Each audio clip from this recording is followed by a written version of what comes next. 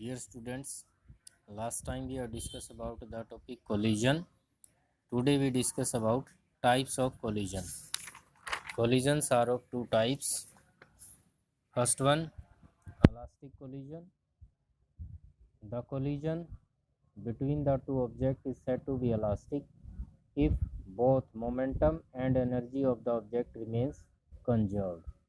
For example, collision between two glass balls. Characteristics of collision. Elastic collisions की क्या characteristics हैं, क्या विशेषताएं हैं। फर्स्ट वन है momentum of the system remains conserved, total energy of the system remains conserved, kinetic energy of the system remains conserved, there is no loss of energy in the form of heat or sound etc, and forces involved in the system are conservative in nature. So all of these are the characteristics of elastic collision. Next one is inelastic collision. The collision in which momentum of the system is conserved but kinetic energy is not conserved is known as inelastic collision. Elastic में momentum और energy दोनों को conserve थे, लेकिन in elastic collision में momentum तो conserve रहता है सिस्टम का, लेकिन काइनेटिक एनर्जी कंजर्व नहीं रहती। इसका एग्जांपल है the mud thrown on the wall is perfectly inelastic in nature. जैसे किसी व्हीकल के थ्रू कीचड़ उड़कर दीवार के ऊपर गिरता है, या जैसे हम कोई मिट्टी है, गिल्ली मिट्टी, उसको उठाकर दीवार के ऊपर फेंकते हैं तो वो उसके साथ दीवार के साथ चिपक जाती है। ये परफेक्टली इनइलास्टिक नेचर है का एग्जांपल है।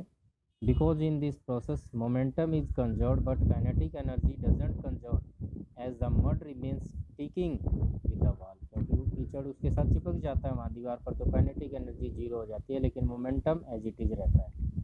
नेक्स्ट है करेक्टरिस्टिक्स इसकी, देखिए फर्स्ट वन है momentum of the system remains conserved, total energy of the system remains conserved, kinetic energy of the system doesn't conserve, there may be loss of energy in the form of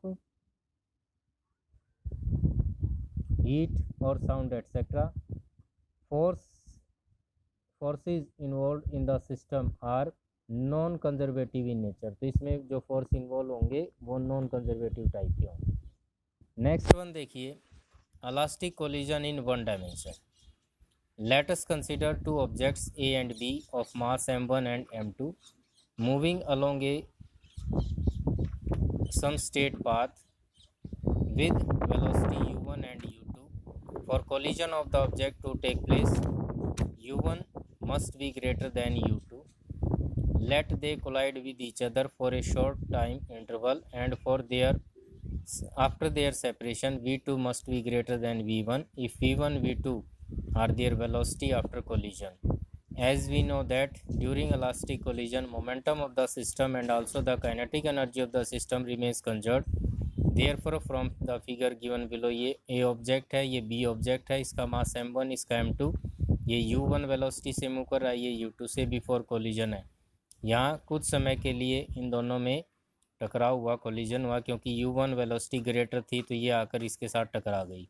ये collision का time होगा। Collision के बाद किसी object जो आगे चल रहा है पीछे से कोई इसको स्ट्राइक करेगा तो वो तेज़ी से आगे जाएगा, तो m2 की वेलोसिटी u2 से v2 हो गई और ये वेलोसिटी रिड्यूस हो गई u1 से v1, तो v1 कम हो गई और v2 ज़्यादा हो गई। तो ये आफ्टर कोलिजन